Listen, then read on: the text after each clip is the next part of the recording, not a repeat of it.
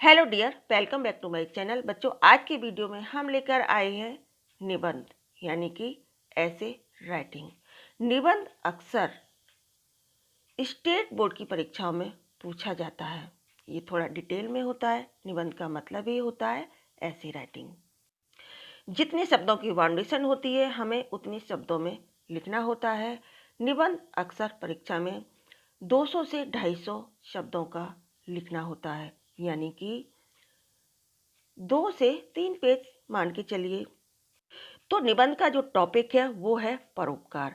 अपने पिछले वीडियो में हमने परोपकार का महत्व पर अनुच्छेद करवाया था।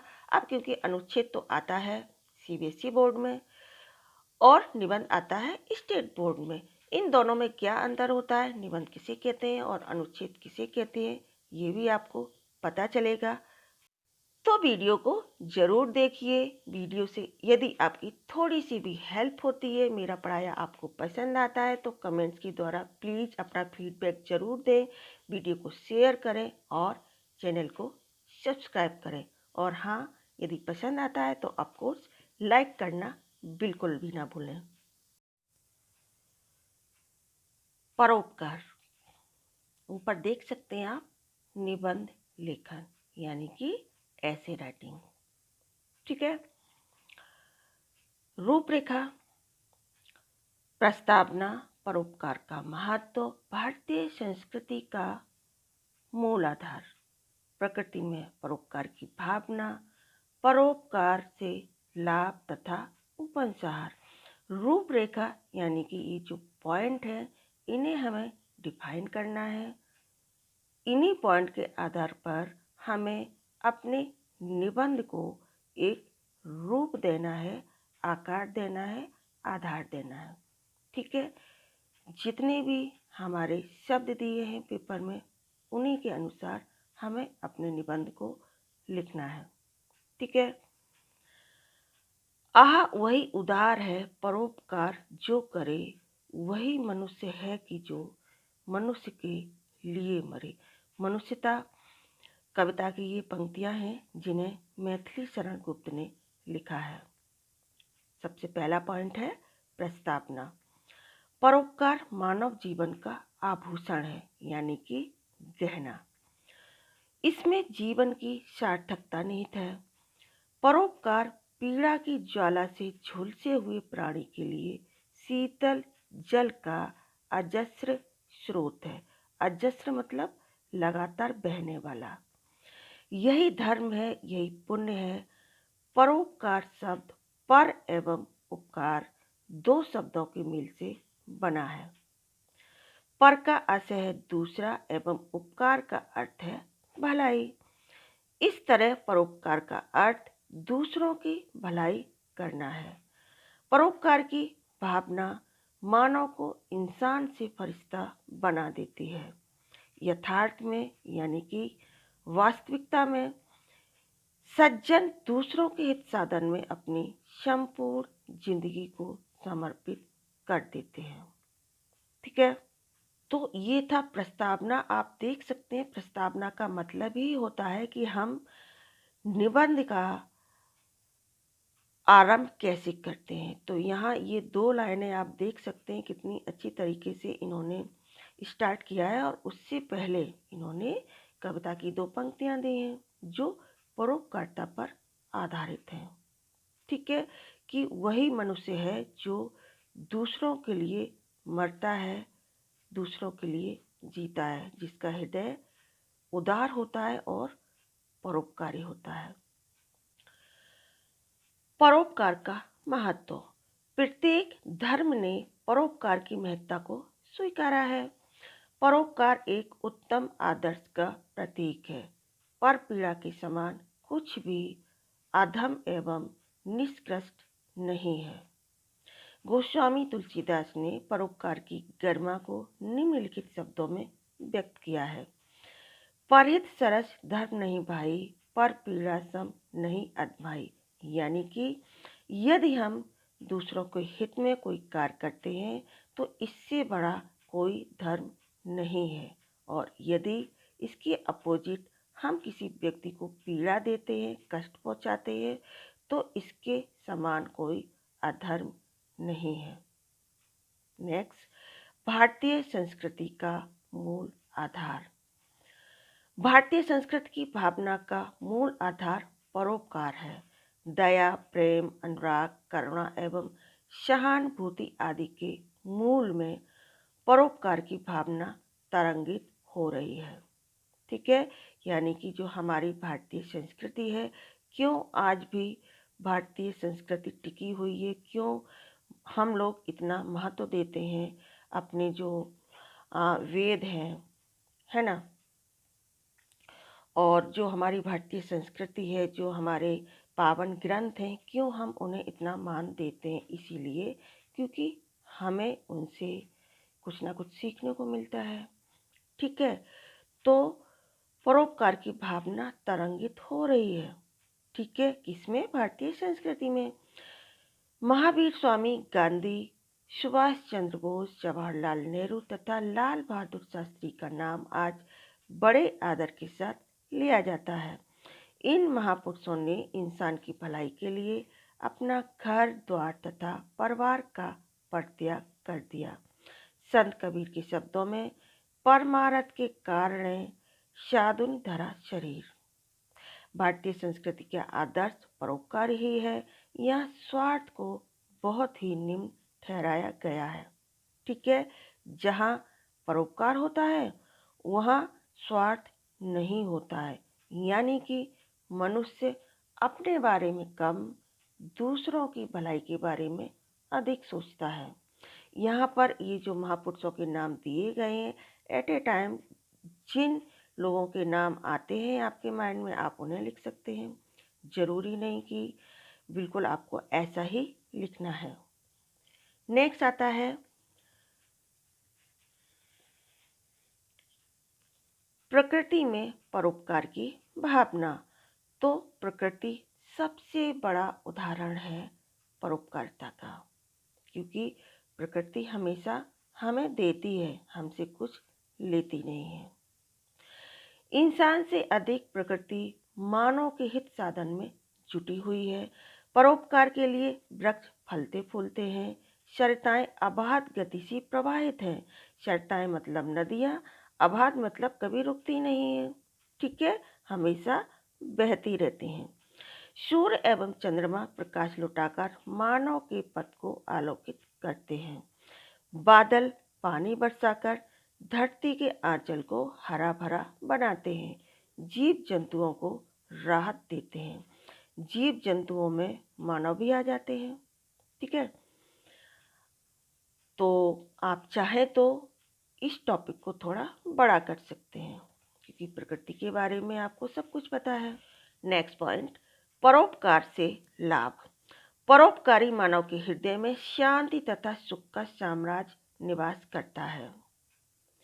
ये नेचुरल है। जब भी हम किसी की हेल्प करते हैं, कोई ऐसा काम करते हैं जो दूसरों की भलाई के लिए होता है, तो हमें अंदर से बहुत सुकून की अनुभूति होती है। ठीक है, मस्तिष्क सुंदर सुंदर विचारों का अक्षय कोश बनता है। ठीक है, हमारे मस्तिष्क में, हमारे दिमाग में अच्छे अच्छे विचार आते हैं। ठीक है, इससे हृदय में उदारता की भावना पनपती है। संत हृदय नवनीत के समान होता है। उनमें किसी के प्रति द्वेष तथा ईर्ष्या की भावना नहीं होती। परोपकारी स्वयं के विषय में चिंतित न होकर दूसरों के सुख दुख में भी सहभागी होता है। संघर्ष तथा कटुता की भावना का परोपकारी के हृदय में तनिक भी स्थान नहीं होता। समस्त पृथ्वी ही उनके परिवार के सदृश्य है। परोपकारी मानव के यश की गूंज युगों युगों तक ध्वनित रहती है। यानी कि जो परोपकारी मानव होता है, जो परोपकार करता है, समाज के लिए, दूसरों के लिए अच्छे कार्य करता है, जाहिर सी बात है कि उन्हें दुनिया याद करती है। ठीक है, शिव, दधीच, गुरु नानक तथा ईसा मसीह आदि ऐसे महान पुरुष इस धराधाम पर अवतरित हुए, जिन्होंने परोपकार के निमित्त अपनी जिंदगी तक को कुर्बान कर दिया। सियो ददीज गुरु नानक, ये सभी भी मनुष्यता कविता में इनका नाम दिया गया है। बच्चों, यदि आप चाहें तो आज के समाज, आज के समय में ऐसे व्यक्ति जो समाज के लिए कुछ करते हैं, अपना जीवन पूरा लगा देते हैं, आज भी ऐसे लोग हैं जो अपने लिए नहीं दूसरों के लिए जीते हैं। अपने परिवार के लिए इतना नहीं सोचेंगे जितना दूसरों के लिए सोचेंगे, तो आप उनका नाम भी लिख सकते हैं। ठीक है। अब आता है उपसंहार, यानी कि निबंध का एंड। और एंड हमें हमेशा अच्छा लिखना होता है, क्योंकि परीक्षक क्या होते हैं, स्टार्टिंग और एंड ही ज़्यादा देखते हैं। परोपकारी मानव किसी बदले की भावना अथवा प्राप्ति की आकांक्षा से किसी के हित में रत नहीं होता। यानी कि जो परोपकारी व्यक्ति होता है वो बदले की भावना से नहीं करता कि आज मैंने किया कल वो हमारे लिए कुछ करेगा, नहीं। वो किसी ऐसी प्राप्ति की आकांक्षा से, प्राप्ति की इच्छा से किसी के हित में कोई कार्य नहीं करता, वरन इंसानियत के नाते दूसरों की भलाई करता है। सर्वे भवन्तु सुखीन सर्वे सन्तु निरामया के पीछे भी परोपकार की भावना ही प्रतिफलित होती है। परोपकार सहानुभूति का पर्याय है, त्याग को पल्लवित एवं पुष्पित करने का अमोघ शस्त्र है। ठीक है। अमोघ मतलब जो अचूक शस्त्र होता है, जो कभी चूकता नहीं है। और त्याग मतलब त्याग को पल्लवित एवं पुष्पित करने का, यानी कि जो त्याग है, जो समर्पण की भावना है, उसे क्या करता है और आगे तक ले जाता है, पल्लवित करता है और पुष्पित करता है। यह सज्जनों की विभूति है। विभूति मतलब ये उनका आभूषण है, उनका पुरस्कार है। विभूति का मतलब क्या होता है, एक तरह से पुरस्कार मानेंगे हम। परोपकार आंतरिक सुख का अनुपम साधन है, यानी कि अंदर से ये हमें सुकून देता है। अच्छा, उपसंहार में मैंने अक्सर देखा है कि अब तक जो आपने लिखा है उसे शॉर्ट में आपको लिखना है और अच्छे अच्छे वाक्य, अच्छे अच्छे शब्दों से उसे अलंकृत करना है, यानी कि लिखना है। यह हमें स्व की संकुचित भावना से ऊपर उठकर पर के निमित्त बलिदान करने को प्रेरित करता है। यानी कि स्वयं की भावना, जो संकुचित भावना है, जो बहुत छोटी सी भावना है कि हमारा जीवन सिर्फ हमारे लिए है, हमारे बच्चों के लिए, हमारे परिवार के लिए, इस भावना से बाहर निकलकर हमें दूसरों के लिए, दूसरे मनुष्यों के लिए, समाज के लिए, देश के लिए हमें बलिदान करने के लिए, आगे आने के लिए प्रेरित करता है। ठीक है। इसी हेतु धरती अपने प्राणों का रस संचित करके हमारी उदर पूर्ति करती है, यानी कि पेट की पूर्ति। धरती क्या करती है, हमें अनाज देती है। ठीक है। तो उससे क्या होता है, हमारी जो पेट की पूर्ति है, जो हम खाते हैं, वो हमारे लिए अनाज कौन देता है, पृथ्वी देती है। मेघ प्रत्युपकार में पृथ्वी से अन्न नहीं मांगते, वे युगों युगों से धरती के सूखे तथा शुष्क आंगन को जलधारा से हरा भरा तथा वैभव संपन्न बनाते हैं। ये सेंटेंस थोड़े बड़े बड़े हैं, आप चाहें तो इन्हें शॉर्ट में लिख सकते हैं। राष्ट्र कवि मैथिली चरण गुप्त भी हमें परोपकार करने की निम्नलिखित शब्दों में प्रेरणा दे रहे हैं। निज हेतु बरसता नहीं व्योम से पानी, हमें हो समष्टि के लिए व्यष्टि बलिदानी। ठीक है। हम हों समष्टि के लिए व्यष्टि बलिदानी, यानी कि हमारे निजी स्वार्थ के से ऊपर उठकर हमें दूसरों के लिए, समाज के लिए, देश के लिए बलिदान करने को तत्पर रहना चाहिए। ठीक है। जिस तरह से व्योम यानी कि आकाश में जो पानी बरसता है वो क्या होता है, स्वयं के लिए नहीं बरसता है, बल्कि दूसरों के लिए बरसता है, सभी के लिए बरसता है। तो ये था निबंध जिसे आज हमने किया। आप इसे देखिए, समझिए, रटिए मत, आपको रट्टा नहीं लगाना है। आपको इसे 2-3 बार सुनना है, समझना है, देखना है और फिर उसमें अपनी थिंकिंग को डालना है। आपके अंदर कितनी क्षमता है लिखने की, अपनी सोच को इसमें इंक्लूड करना है और फिर तैयार करना है। क्योंकि होता क्या है कि ये जो आर्ट्स के सब्जेक्ट होते हैं हम रट्टा लगा के जाते हैं और एग्जामिनेशन हॉल में हम सब कुछ भूल जाते हैं, हमें कुछ भी याद नहीं रहता। ये रियलिटी है। क्यों होता है ऐसा? क्योंकि रटने वाली चीज़ें याद थोड़ी ना रहती हैं। हम कितना रटेंगे, कितना याद रखेंगे? ठीक है, तो आपको रट्टा नहीं लगाना है, आपको सिर्फ पढ़ना है और उसे अपनी भाषा में लिखना है। यही परीक्षा है और एग्जामिनर यही देखता है। Thanks for watching this video. शुक्रिया।